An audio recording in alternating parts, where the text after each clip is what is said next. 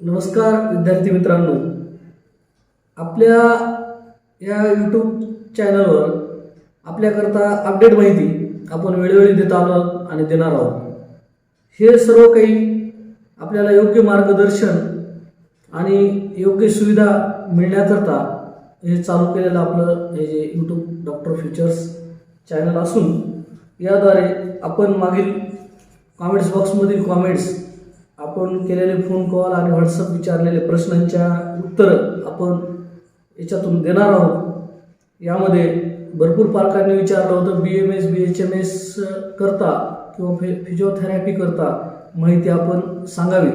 ते आपण त्या तज्ज्ञांमार्फत आपण सांगणार आहोत. फिजिओथेरपीची मागच्या याच्यात सांगितलेली आहे आणि काही पालकांचं गुणवंत विद्यार्थ्याबद्दल मार्गदर्शन पण मागितलं होतं. ते जे गुणवंत विद्यार्थी चांगल्या मार्गानं MBBS पात्र झालेले त्यांचं पण आपण मार्गदर्शन घेणार आहोत.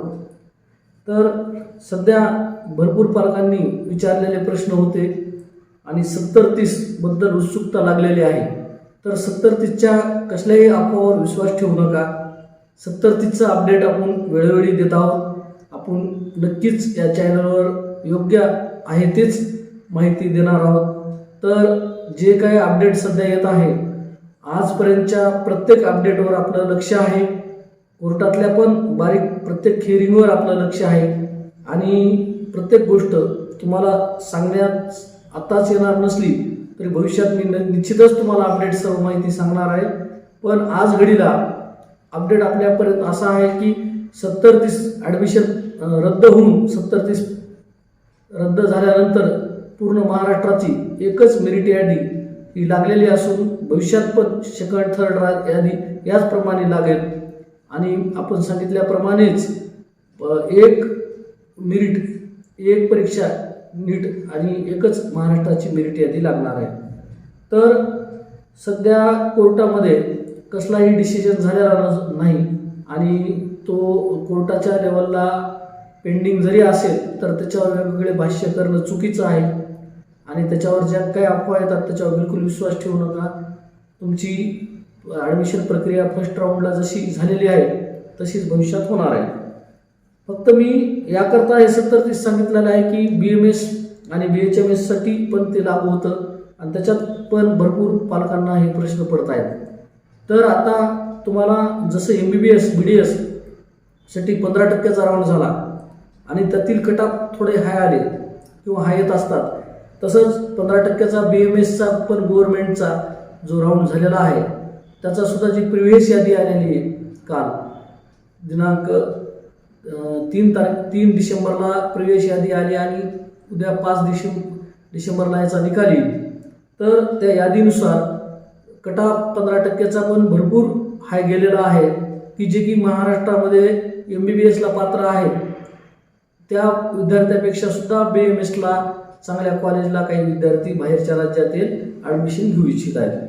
त्यामुळे तुमचा जो 85%चा जे तुम्हाला चॉईस फिलिंग करायची आहे BMS BHMS BUMS आणि BPT किंवा BArtho ज्याच्या की फिजिओथेरपी आणि ऑर्थोपेडिक्स कोर्सेस आहे बॅचलर ऑफ आणि BSc नर्सिंग, याकरता तुम्हाला जी चॉईस द्यायची आहे ती देता वेळेस निश्चित तुम्ही चांगल्या पद्धतीने विचार करावा. कारण तुमचे जरी मार्क चांगले असतील तर तुम्हाला राऊंडला राहण्याकरता तुम्हाला वरपासून खाली कुठपर्यंत जायचं आहे याचा विचार करा आणि तसे चॉईस द्या. राऊंडला कटऑफ आतापर्यंत जे आपण अनुमान काढले होते त्यानुसार थोडे हाय येत असल्यामुळं प्रत्येकाने आपल्याला जर रिपीट करायचं नसेल आणि कोणत्या ना कोणत्या कोर्सला ॲडमिशन भेटेल त्याला जायचं असेल तर ह्या सर्व कोर्सेसचा विचार करावा. यामध्ये BMSचे गव्हर्नमेंट कॉलेज 5 आहेत आणि गव्हर्नमेंट ॲडेड 16 आहेत आणि यांची फी जवळपास 45,000 सारखीच आहे आणि मात्र गव्हर्नमेंट सोडून ॲडेड सोडून प्रायव्हेट कॉलेज हे 54 आहेत सध्या आणि एक अहमदनगरचे जिल्ह्यातील एक नवीन येणार आहे. त्याची फी अजून निश्चित नाही, पण गव्हर्नमेंट व्यतिरिक्त प्रायव्हेट जे कॉलेज आहे त्याची 1.25 लाखापासून ते 3.5 लाखापर्यंत फी स्ट्रक्चर आहेत आणि BHMS मात्र टोटल प्रायव्हेट कॉलेज आहेत त्यांच्या 54 प्रायव्हेट कॉलेज त्यांच्या जवळपास लाखापर्यंतच्या फी आहेत. आणि तुमचं जे फिजिओथेरपी कोर्स करायचा आहे ते गव्हर्नमेंट 4 आणि 31 प्रायव्हेट कॉलेज आहेत आणि नवीन 2 ॲड होणार आहेत यावर्षी. तसेच BSc नर्सिंगचे जवळपास 4 गव्हर्नमेंट आणि 90 प्रायव्हेट कॉलेज आहेत. तर ह्या सर्व कॉलेजच्या कोर्सला आता ज्यांना ॲडमिशन घ्यायचं आहे त्यांनी चॉईस फिलिंग 10 डिसेंबरपर्यंत करणे आहे. तुमचं जे ऑलरेडी रजिस्ट्रेशन केलेलं आहे त्यांना चॉईस फिलिंग करायची आहे. आणि BHMS कोर्सपर्यंत त्यांनी शासनाने जी व्हॅलिड विद्यार्थ्याची यादी दिली होती या कोर्सेससाठी व्हॅलिड म्हणून, म्हणजे 12वी बोर्डाच्या ग्रुपिंग मार्कानुसार जे व्हॅलिड होते त्यांनी BMS, BHMS, BUMS या कोर्सेसला जे व्हॅलिड आहेत त्यांनी अप्लाय करायचं आहे तुमच्या ग्रुपिंगच्या मार्कानुसार. बाकीच्यांनी मात्र फिजिओथेरपी आणि BSc नर्सिंग या कोर्सेससाठी कसलाही क्वालिफाय रेशो क्रायटेरिया नसून याच्यात तुम्ही अप्लाय करू शकता. तर विद्यार्थ्यांनो, या पद्धतीत तुम्ही चॉईस देता वेळेस जे मेट्रो सिटीचे कॉलेज आहेत किंवा जे चांगल्या दर्जाच्या शहरामधले कॉलेज आहेत त्याला प्राधान्य द्यावे, ते वर टाका. आणि नंतर बाकीचे तुमच्या चॉईसनुसार, तुमच्या राहण्या खाण्याच्या दृष्टीने किंवा त्या ठिकाणी राहायच्या विचारानुसार कॉलेजची चॉईस फिलिंग द्यावी. आणि तुमच्या सर्वांच्या आग्रहाखातर आपण आज आपल्याला अशा एका विद्यार्थ्याचं पण मार्गदर्शन देणार आहोत ज्यांना की रिपीट करायचं किंवा यावर्षी 12वीला विद्यार्थी आहेत त्यांना याचा लईच निश्चित फायदा होणार आहे.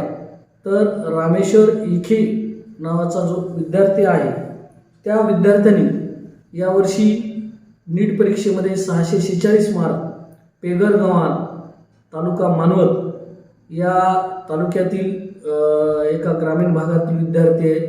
त्याचा लॉकडाऊन काळामध्ये त्यानं त्याच्या गावाकडच्या कंडिशनमध्ये राहायच्या साध्या घरात राहून जो अभ्यास केला आणि त्या काळात जो त्याचं अभ्यासावर त्याने मार्क घेतले त्याच्या शब्दात आणि त्याचं गावसुद्धा आपण आज या पुढील क्लिपमध्ये दाखवणार आहोत. आणि त्याच्या शब्दात त्याचे कसा अभ्यास केला आणि 646 मार्क घेऊन तो नायर मेडिकल कॉलेजला कसा पात्र झाला हे आपण ऐकणार आहोत.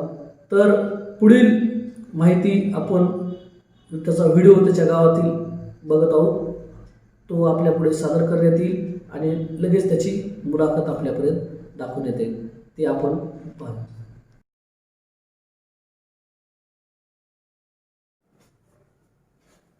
नमस्कार मित्रांनो, आज आपल्या YouTube चॅनलवर आपल्याकरता असे मार्गदर्शक विद्यार्थी आलेला आहे. रामेश्वर मदन इखे, राहणार पेगरगव्हाण, हा ग्रामीण भागातला विद्यार्थी. वडील अल्पभूधारक शेतकरी आहेत आणि या विद्यार्थ्यानं उत्तुंग त्याचा कॅरियरमधलं यश प्राप्त केलेलं आहे. त्यांनी 646 मार्क घेऊन नायर एम्स मेडिकल कॉलेजमध्ये प्रवेश मिळालेला आहे. आणि मागील वर्षी केवळ त्याला SCBC आरक्षण असताना 70-30 मुळे त्याला MBBS पात्र झाला नाही. 509 मार्क होते 2019ला आणि मराठवाड्यात असल्यामुळं तो MBBSला लागला नाही. आणि यावर्षी मात्र SCBC उडालं, 70-30 रद्द झालं. मुंबई सारख्या ठिकाणी तो जाऊ शकला, पण SCBC उडाल्यामुळं तो KM सारख्या कॉलेजला लागू शकला नाही. आणि महाराष्ट्रामध्ये ओपन कॅटेगरीला EWS पण मिळाला नाही. आणि EWS मिळाला नसल्यामुळं तो 646 मार्क असून सुद्धा ग्रामीण एरियातला खूप कष्टाने केलेले मार्क असताना सुद्धा तो KM सारख्या पण कॉलेजला लागू शकला नाही. याच्यासारखा थोडाफार यावर्षी काही आणि गेल्या वर्षी अन्याय जरी झाला असला, पण त्यानं जे कष्टानं 646 मार्क मिळवलेले आहेत ग्रामीण भागात राहून, तर त्याबद्दल आपण त्याला विचारू. प्रथम आपल्या चॅनलवर रामेश्वरचं अभिनंदन. नमस्कार रामेश्वर, तू जे 646 मार्क घेतले तर हे तुला अपेक्षित होते का? याच्यासाठी तू कशा प्रकारे अभ्यास केला होता वर्षभर? गोष्ट सांगायची झाली तर गेल्या वर्षी माझा स्कोर 509 होता आणि माझं ॲडमिशन हे परभणीमध्येच असल्यामुळं 70-30 हा प्रादेशिक कोटा होता मराठवाड्यासाठी आणि तो फार अन्यायकारक होता मराठवाड्यातील विद्यार्थ्यांसाठी. आणि तेवढा स्कोर माझा असून सुद्धा मला कोणत्याही प्रकारचं एखादं गव्हर्नमेंट मेडिकल कॉलेज मिळालं नाही. आणि त्याचा परिणाम म्हणजे मला परत एक वेळेस रिपीटला जावं लागलं. आणि प्रायव्हेटला ऐकत नव्हतीस. प्रायव्हेट किंवा सेमी गव्हर्नमेंट ही माझ्यासारख्या विद्यार्थ्यांसाठी तर परवडणारी गोष्ट नाही. त्यामुळे मला परत एक वेळेस रिपीटला जावं लागलं आणि खूप मेहनत करून एवढे मार्क मला मिळाले. विचार जर केला तर 70-30 हा जो प्रादेशिक कोटा आहे हा मराठवाडी विद्यार्थ्यांसाठी फार अन्यायकारक होता आणि याचा फटका माझ्यासारख्या भरपूर विद्यार्थ्यांना बसलेला होता. आणि त्याचाच परिणाम म्हणजे गेल्या वर्षी मला कोणतंही कॉलेज भेटलेलं नाही. पण यावर्षी प्रादेशिक कोटा तर रद्द झाला, पण SC-BC मराठा आरक्षण जो होतं तो कॅन्सल केलं. कोर्टामध्ये त्याला काय धरलं गेलं नाही. त्यामुळं जरी मला नायर MC मेडिकल कॉलेज टॉपचे मेडिकल कॉलेज आहे हे मिळालं असलं तरी पण ह्यापेक्षा जास्त जो सेट GS म्हणजे KM मेडिकल कॉलेज होतं हा मला मिळालेला नाही. तर तू जे तुला 646 मार्क आलेले आहेत याकरता वर्षभर कसा अभ्यास केला होता हे आमच्या विद्यार्थ्यांना सांगशील?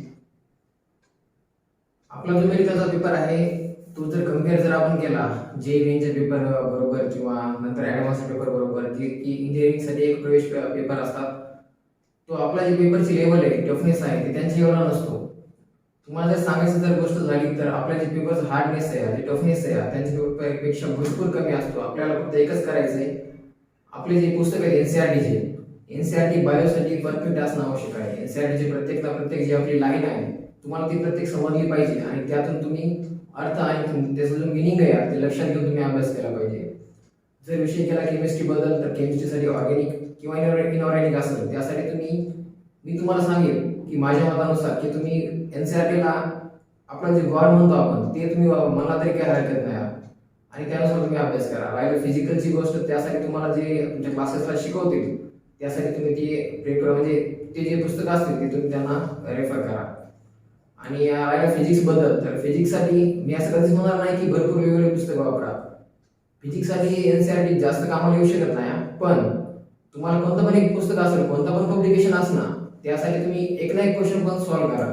असं नाही की वेगवेगळे पुस्तक वापरा वेगवेगळ्या पुस्तकातून अभ्यास करा असं कधीच नको. एकच पुस्तक घ्या, त्या पुस्तकामध्ये प्रत्येक क्वेश्चन सॉल्व्ह करा. डाऊट असेल तुम्ही तुमच्या सरांना विचारा. मी असं कधी म्हणणार नाही की तुम्ही नांदेडला जा, तुम्ही लातूरला जा किंवा परभणीला जा. तुम्ही कुठं पण जा पण प्रामाणिकपणे मेहनत करा. कारण तुम्ही जे करिअर ठरवलेलं आहे त्यासाठी सेल्फ स्टडी असणं भरपूर महत्त्वाचं आहे. तर जे 646 मार्क आहेत त्याच्यासाठी तू वर्षभर सातत्यपूर्ण किती तास अभ्यास केला किंवा रोजच्या रोज तुझा जो अभ्यास होता तो कंप्लीट करून प्रॅक्टिस पेपर जास्त केले, काय केलं नेमकं 646 साठी सातत्यपूर्ण वर्षभर काय केलं की जी 12 महिने मेहनत किंवा लॉकडाऊन काळात काय केलं असतं? प्रत्येकाचं आपले ध्येय असते आणि आपण सर्वांनी एक मेडिकल फील्ड निवडलेली आहे. यासाठी आपल्याला सर्वात महत्त्वाची गरज असते की आपले काम आहे अभ्यास. म्हणजे असं कोणी नाही की तुमचे पालक तुम्हाला सांगायले किंवा तुमच्या कोणी प्रेशर टाकले की बाबा तुला मेडिकलला जायचं आहे त्यासाठी तू अभ्यास कर, असं कधीच नको. तुम्ही स्वतः ही ब्रांच निवडलेली आहे, तुमचं स्वतःचं काम आहे की आपण कमीत कमी 8 तास तरी अभ्यास करायला पाहिजे. कारण आपलं दुसरं काही काम नाही दुसरे काही आपलं सपोज आपले इलेक्ट्रॉनिक वस्तू असतील ते आपल्यासाठी महत्त्वाच्या नाहीत कारण ते आपल्या करिअरमध्ये कोणत्याही प्रकारचं काहीही इन्व्हॉल्वमेंट दाखवत नाहीत. आपल्यासाठी महत्त्वाचं आहे की आपला अभ्यास, त्यासाठी कमीत कमी 8 तास अभ्यास करणं आवश्यक आहे. आणि आपला पेपर म्हणजे आपलं जे काम आहे प्रत्येक गोष्टीसाठी एक रणनीती असणं आवश्यक असते. तसंच नीटच्या पेपरसाठी पण एक रणनीती आहे. त्यासाठी तुम्हाला कमीत कमी प्रत्येक दिवस 8 तास कमीत कमी अभ्यास करणं आवश्यक आहे. प्रत्येक विषयाचा अभ्यास करा आणि प्रत्येकासाठी टाइम असतं. प्रत्येक विषयाला एक पर्टिक्युलर टाइम द्यावा लागतो तुम्हाला. आणि विषय जर केला तर बायो, केमिस्ट्री आणि फिजिक्स प्रत्येक विषयासाठी तुम्ही बरोबर टाइम देणं आवश्यक आहे. म्हणजे असं नाही की तुम्हाला बायो सोबत जाता त्यासाठी तर तुम्ही फक्त बायोचा अभ्यास करणार किंवा केमिस्ट्री सोबत जाते तर फक्त केमिस्ट्रीचा अभ्यास करणार, असं कधीच नको. लॉकडाऊन काळात कसं केलंस तू? म्हणजे ज्या काळात सर्व क्लासेस बंद होते त्या काळात तू अभ्यास कसा केलास? लॉकडाऊन मी निश्चित म्हणणार की लॉकडाऊनचा मला भरपूर फायदा झाला. कारण शेवटी 1 महिना आमचे जे सर्व पेपर होणार होते ते आमचे सर्व पेपर झालेले नव्हते आणि त्यानंतर आम्ही गावाकडे आलो. पण गावाकडे लॉकडाऊन असल्यामुळे आम्हाला गावाकडे येणं भाग पडलं. पण तेव्हा सुद्धा आमचे ऑनलाईन पेपर सुरू होते. मला जास्त लॉकडाऊनचा एक फायदा जास्त असा की मला सेल्फ स्टडीला भरपूर टाइम भेटला.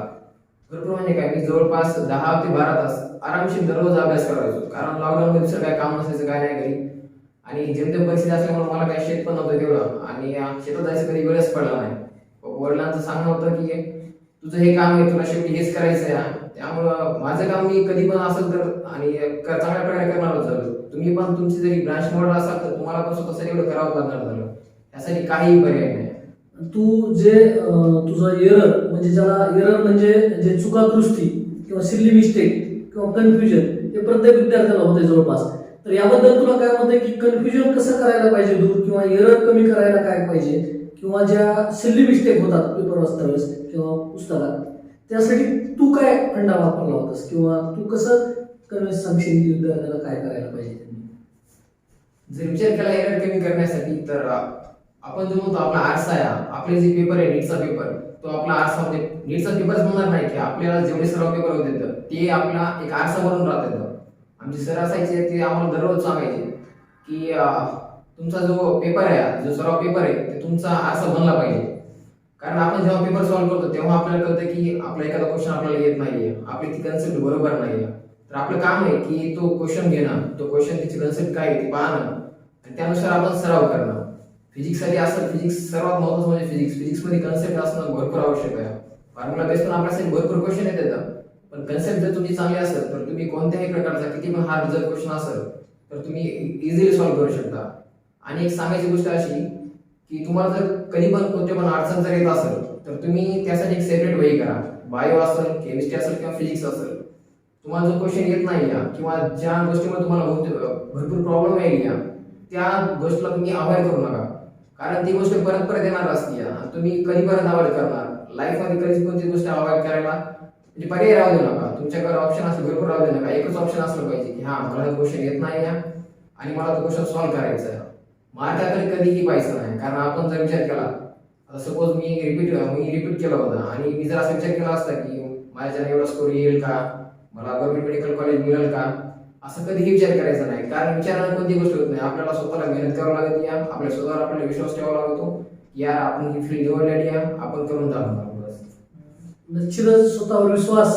स्वतःचा दुश्मन मन आहे, जसं की स्वतःचा दुश्मन हा स्वतःचाच माणूस स्वतःच असतो, दुसरं कोणी नसतंय. तुम्ही स्वतःबद्दल विश्वास जेवढा बाळगता निश्चितच तेवढी प्रगती होणार आहे. तर मला एक विचारायचं आहे शेवटी की तू जे परीक्षा जी नीट जे वर्षभर करायचं असतं आणि 3 तासात परीक्षा उतरायचं असते, तर ते 3 तासाचं मॅनेजमेंट कसं केलं, किंवा त्याच्यासाठी काही प्री प्लॅन केला होता का की आपल्याला किती क्वेश्चन सॉल्व्ह करायचे आहे किंवा इतके सॉल्व्ह झाले पाहिजे, याचा काही प्लॅन केला होता का? 3 तासाचं जे मॅनेजमेंट, बरेच विद्यार्थी नीटच्या परीक्षेचं 3 तासाचं मॅनेजमेंट करतात, तसं काही मॅनेजमेंट होतं का तुझं? असं मॅनेजमेंट असणं असं आवश्यक आहे. पण एखाद्या विषयाला मी सपोज आता की फिजिक्स असेल किंवा बायो असेल यासाठी मी फक्त 1 तास देईल, 3 तासामधला फिजिक्ससाठी 1 तास देईल, केमिस्ट्रीसाठी 1 तास देईल किंवा बायोसाठी 1 तास देईल, असं कधीही नसतं. कारण तो पेपरच्या हार्डनेसवर डिपेंड करतं. कधी असं होऊ शकतं की बायोचा पेपर सोपा येतो, कधी केमिस्ट्रीचा पेपर सोपा येतो, कधी फिजिक्सचा पेपर सोपा येतो. तुम्हाला एक आपली सिरियल म्हणजे आपली एक सिरीज अशी ठरवावं लागेल की मला पहिल्यांदा बायो सोडवायचा आहे, नंतर केमिस्ट्री आणि नंतर फिजिक्स. ही पण माझी ऑर्डर होती. मी ह्याच स्ट्रॅटेजीने पेपर सॉल्व्ह करायचो. ह्या वर्षी जर पेपरची टफनेस पाहिली तर पेपर थोडा सोपा होता आणि त्यामुळे जो कट ऑफ पण गेलेला आहे किंवा मुलांना जे मार्क पण आलेले आहेत ते भरपूर जास्त मार्क आलेले आहेत. आणि किती तासात तू सोडवला कसा पेपर? माझं पेपर सॉल्व्ह करता वेळेस कधी पण मी जेव्हा पेपर सॉल्व्ह करायचो, कधी सर्व पेपर असेल किंवा कोणता पेपर असेल, तर माझं स्ट्रॅटेजी फक्त एकच राहायची की मला संपूर्ण पेपर सॉल्व्ह करायचा आहे. 45 क्वेश्चन आहेत तर फिजिक्समध्ये मला ते क्वेश्चन सॉल्व्ह करायचे, केमिस्ट्री 45 क्वेश्चन आहेत ते सॉल्व्ह करायचे, बायोमध्ये 90 क्वेश्चन आहेत मला ते सॉल्व्ह करायचे. तर कंटिन्युअसली मी क्वेश्चन सॉल्व्ह करत गेलो आणि पेपर सोपा असल्यामुळं आज ह्या वर्षी तर माझा जो बायोचा पेपर होता तो नियरली 40 मिनिट्समध्ये माझा कंप्लीट झाला होता. केमिस्ट्रीचा जो पेपर होता तो पण जर रिलेटिव्हली कम्पेअर केला अगोदरच्या पेपरपेक्षा तो सोपा असल्यामुळं नियरली मला 1 आवर आणि 20 मिनिट्स मला फिजिक्ससाठी मिळाले होते. माझा विचार जर केला तर या वर्षीचा पेपर माझा फार लवकर झाला. आणि तुम्ही पण ह्या स्ट्रॅटेजीनं पेपर सॉल्व्ह करता की असं नाही की मला 1 तास द्यायचा आहे, असं कधीच नको की केमिस्ट्रीसाठी 1 तास, फिजिक्ससाठी 1 तास, पेपर आपला सॉल्व्ह करत चालायचं. लास्टमध्ये 3 तास पूर्ण वेळ लागला होता का तुझा काही शिल्लक राहिला 3 तासाचं मॅनेजमेंटमध्ये? ह्या वर्षी विचार केला तर माझा नियरली मला 20 मिनिट शिल्लक राहिले होते फिजिक्सचा पेपर सॉल्व्ह करून. असं कधी व्हायचं नाही, पण ह्या वर्षी माझे 20 मिनिट मला शिल्लक राहिले पेपर कम्प्लीट सॉल्व्ह केल्यानंतर. त्यामुळे मला फायदा एक झाला की काही क्वेश्चन जे मला जमत नव्हते ते मला एक वेळेस परत पाहायला भेटले आणि त्याचा नक्कीच मला फायदा झाला. आणि तुला अपेक्षित होतं का तुझा एवढा स्कोर येईल हा? जर विचार केला तर मी असा विचार करायचं नव्हतं की कधीच मला 750 स्कोर मिळाला पाहिजे, 600च्या समोर माझा नीटला स्कोर आला पाहिजे. माझं फोकस एक असायचं की आपल्या क्वेश्चन जो आपला पेपर आहे त्यामध्ये 180 क्वेश्चन आहेत आणि काही झालं तरी मला मी पहिल्यापासून जर स्टार्ट केलं सॉल्व्ह करण्यासाठी मला 180 क्वेश्चन मला कम्प्लीट करायचे आहेत आणि ह्यासाठी मी अभ्यास करायचो. कधी पण असा विचार मी कधीच केला नाही की यार मला 500 मार्क आले एका पेपरला किंवा सर्व पेपरला आणि नंतर नीटला पेपरला मला मार्क येतील का नाही, असं कधीच नव्हतं माझं. निश्चितच विद्यार्थी मित्रांनो, याच्यातून एक शिकायसारखं आहे की क्रिकेट लक्ष्मणनं पण एकदा सांगितलं होतं की त्यांनी द्विशतक मारल्यानंतर त्याला प्रश्न विचारला होता की द्विशतक कसं काय मारलं तुम्ही? तर ते म्हणे मी प्रत्येक बॉलला आऊट नाही व्हायचं एवढं ठरवलं होतं. प्रत्येक बॉलला आऊट न होता ठरवलं आणि ती द्विशतक झालं. तसं याने निश्चितच आलेल्या प्रश्नाला सॉल्व्ह करायचं असं ठरवायचं की हे टार्गेट नाही. आपण हे टार्गेट देतो विद्यार्थ्याला, तू 600 कर 550 कर. हे टार्गेटच्या ऐवजी त्याला एवढं निश्चित करायचं की आलेला प्रश्न सॉल्व्ह करायचा आहे. ते रामेश्वरनं केलेलं आहे आणि त्यामुळे तू प्रत्येक प्रश्न आलेला सॉल्व्ह करायचा ठरवलं त्याने. टार्गेट नाही, ऑटोमॅटिक टार्गेट होत गेलेला आहे. तर मी शेवटचा प्रश्न रामेश्वरला एवढाच विचारणार आहे की तुम्ही आमच्या येणाऱ्या विद्यार्थ्याला आता जे नवीन नीट देतील त्या नीट परीक्षेसाठी तू त्यांना काय सांगशील की तू जे 646 मार्क घेतलेस, आर्थिक परिस्थितीवर मात करून सर्व परिस्थितीवर मार्क करून ते 646 मार्क आले, त्यामुळे तुझं जे बी गुणगौरव किंवा कौतुक झालं ते तर झालंच, पण येणाऱ्या पिढीला काय सांगशील? कसा अभ्यास करा किंवा कसं सतर्क राहा आणि भविष्यात 6 महिन्यात काय करायला पाहिजे विद्यार्थ्यांना राहिलेल्या? जर विचार केला तर अशी कंडिशन आहे कोरोना व्हायरस किंवा कोविडची पॅन्डेमिक आलेली आहे, त्यामुळे भरपूर विद्यार्थी जे आहेत ते ऑनलाईन क्लासेस करत आहेत. पण मला एक सांगायचं आहे, ऑनलाईन क्लासेस करणं बरोबर आहे, पण जेवढं तुम्ही पुस्तकी ज्ञान घेता तो ऑनलाईन पेक्षा थोडं वेगळं असतं. होईल तेवढं ऑनलाईन करा, पण जे बाकीच्या गोष्टी व्हॉट्सअप असेल, फेसबुक असेल, या गोष्टीपासून तुम्ही स्वतःला अवॉइड करत चला आणि कंटिन्युअसली अभ्यास करत जा. आणि तुम्ही एक ड्रीम ठरवलेलं आहे की आपल्याला डॉक्टर बनायचं आहे, त्यामुळे तुम्हाला अभ्यास करणं गरजेचंच आहे. आणि जर तुम्हाला जर असं नसेल, ड्रीम तुमचं नसेल, आपला मेडिकलला जायचं नाही किंवा वडील घरचे म्हणते की तुम्ही अभ्यास करा बाबा, असं कधी व्हायला पाहिजे की वडिलांनी तुम्हाला सांगायची गरज पडली पाहिजे की तू अभ्यास कर, तुला डॉक्टर बनायचंय का? आपण स्वतःसाठी ठरवलेलं आहे की आपल्याला डॉक्टर बनायचंय, आपल्याला एक चांगला डॉक्टर बनून बाहेर पडायचं आहे. तर तुम्हाला स्वतःला मेहनत करणं आवश्यक आहे. कंटिन्युअसली अभ्यास करा आणि डाऊट जर असेल तर तुम्ही कोणत्याही कोचिंग क्लासेस असाल त्या सरांना विचारायचे डाऊट आणि डाऊट क्लिअर करूनच घरी यायचं, असं करा. आणि तुला डॉक्टर कशासाठी व्हायचं होतं? म्हणजे तुला डॉक्टर बनायचं हे स्वप्न घेऊन तू नीट परीक्षेला गेलास, पण तुझा उद्देश काय की डॉक्टर आपल्याला म्हणजे आई वडिलांसाठी बनायचं आहे, समाजासाठी बनायचं आहे? ती ड्रीम डॉक्टर होण्याचं कशासाठी आहे? जर विचार केला तर जेमतेम मला फक्त दीड एकर रान आहे आणि जर आपण विचार केला तर रानामध्ये जे उत्पन्न असतं ते काय म्हणजे असं अफोर्डेबल आहे. माझ्या फॅमिलीसाठी जी इकॉनॉमिक कंडिशन आहे ती मला माहित होती की आपल्याच्याने काही शेवटी शेती होणार नाही, कारण दीड एकरमध्ये काहीच होणार नाही. तर मी ड्रीम ठरवलं होतं की काही झालं तरी मला नोकरीसह मला पर्याय नव्हता. आणि प्रत्येकाला आपल्या लाईफमध्ये एक ऑप्शन असते, तुम्ही कधी पण मल्टिपल ऑप्शन ठेवू नका की आता एमबीबीएसला आपलं एमबीबीएस मेडिकल करायचं, मार्क कमी पडले आणि सोडून दिले, चला आपण इंजिनिअरिंग पाहू, असं कधीच नको. तुम्ही कोणतं पण एक ऑप्शन ठरवा, त्या ऑप्शनवर जिंकण्याचा प्रयत्न करा आणि तुम्हाला यश नक्कीच मिळत जाईल. फक्त एवढ्या लाईफमध्ये मेहनत करा, कधी विसरू नका, कारण मेहनत जर असेल तर तुम्हाला ऑटोमॅटिक यश मिळते म्हणजे मिळते. आणि कधी फळाचा विचार करायचा नसतं, आपल्याला सांगितलं पण तसंच, फक्त मेहनत करत चला. निश्चितच रामेश्वर, तू खूप सुंदर असं मार्गदर्शन आमच्या प्रेक्षक आणि विद्यार्थी मित्रांना केलेलं आहे. आणि रामेश्वरनं सांगितल्याप्रमाणे जिद्दीनं आणि फक्त तुम्ही एम समोरचं हे करून तुम्ही मेहनत करा, तुम्हाला फळ हे निश्चित आहे. तुम्ही किती मेहनत करता याच्यावर तुमचं पुढचं जे अवलंबून आहे, तुम्ही जे होणार आहात, तुमचं जे तुम्हाला प्राप्त करायचं आहे ते नक्की तुमच्या मेहनतीवरच अवलंबून आहे. तर रामेश्वर पासून खूप काही शिकायसारखं होतं. वेळोवेळी आपण त्याला भविष्यात ज्या विद्यार्थ्याला मार्गदर्शन हवे आहे त्यावेळेस त्याला त्रास देणारच आहोत.